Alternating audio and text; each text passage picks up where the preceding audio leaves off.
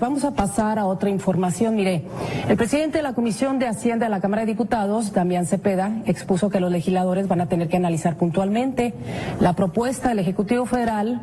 Esto, pues, con el fin de determinar las modificaciones correspondientes ya de cara al inicio del ejercicio fiscal 2015. Por eso estoy en comunicación con él mismo, el diputado Damián Cepeda. ¿Cómo está? Buenos días. Hola, muy buenos días. Mucho gusto en saludarte y a todos los que nos están escuchando. Gracias, diputado. Recursos petroleros menores, pero mayor gasto para el ejercicio 2015.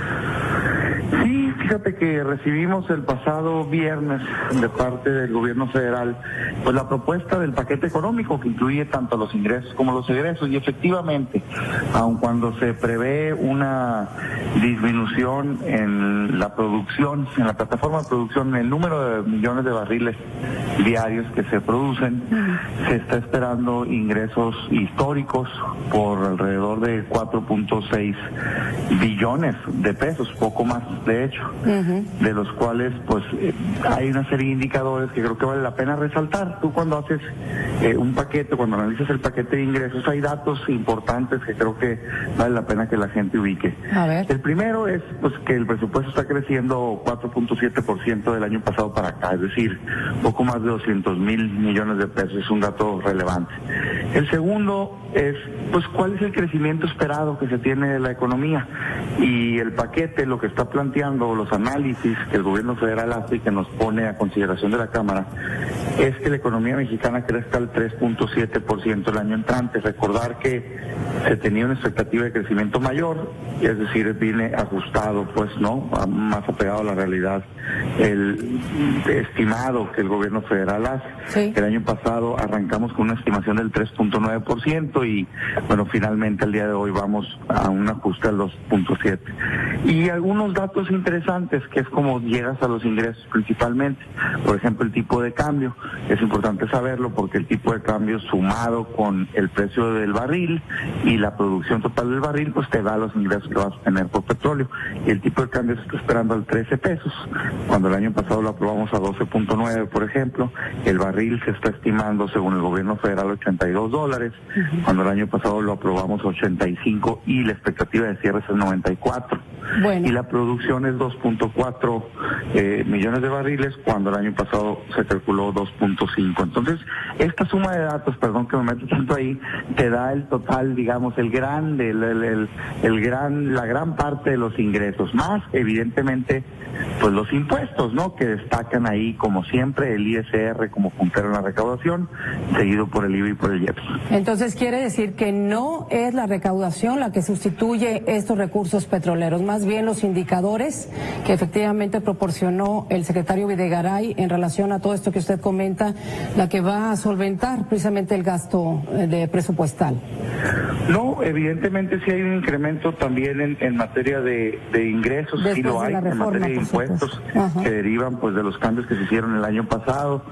Tú conoces el debate que se dio el año pasado muy intenso en la Cámara, que resultó con una reforma fiscal aprobada pues por mayoría por algunos de los partidos representados en la Cámara, y esos cambios que hoy no presentan ningún movimiento hacen una recaudación mayor. Por ejemplo, en el rubro de impuestos sí hay 167,000 millones más que se recaudan este año, entonces de alguna forma eso compensa. Además, viene un déficit a la baja, sin embargo el endeudamiento neto global, o sea, del gobierno, viene muy similar al año pasado, ¿no? Damián, casi 600,000 millones de pesos. Muy bien. ¿Qué criterios generales tiene la política económica para el próximo año? Estos que te comentaba, el crecimiento del 3.7%, el precio del barril, la inflación esperada 3%. Es importante saber pues que se está esperando que el año entrante se tenga menor inflación a la que estamos esperando que cierre el año, que es 3.9%. Y sobre todo destacar lo siguiente. Ahorita estamos evidentemente analizando los datos que el gobierno federal presentó. Recordar que el gobierno federal tiene la facultad de proponerle a la Cámara de Diputados lo que ellos creen que es lo que va a suceder el año entrante en materia de ingresos, cuánto dinero va a recaudar y cómo gastarlo. Ahora nos toca a la Cámara, que es la etapa en la que estamos, pues analizarlo, ¿verdad? Y nosotros, de ratificarse hoy el anuncio que se dio el jueves de nuestro nombramiento como presidente de la Comisión de Hacienda, pues lo que estaremos proponiendo es de inmediato el próximo jueves, bueno, mañana recibir al secretario de la comparecencia, el próximo jueves instalarnos en comisión permanente y un calendario que nos permita analizar a detalle estos datos para ver si se mantienen, se modifican o cómo se aprueban y poder tener un intercambio con los funcionarios de Hacienda, un espacio de apertura que nos permita pues debatir de una manera muy abierta y muy transparente hacia la ciudadanía. Para terminar y tomar una decisión tanto en ingreso. ¿Cuándo?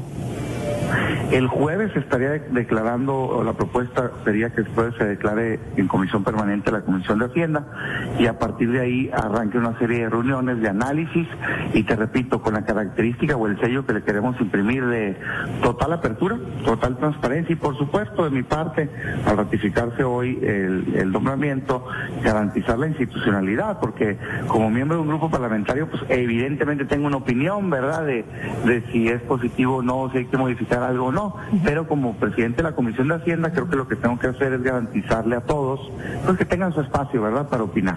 Ahorita que habla efectivamente de la cuestión de transparencia, ¿cuándo van a cambiar las reglas para que pues ambas cámaras rindan cuentas específicas? Ayer el presidente Enrique Peña Nieto pues hablaba de que falta la creación de esta Comisión Nacional Anticorrupción.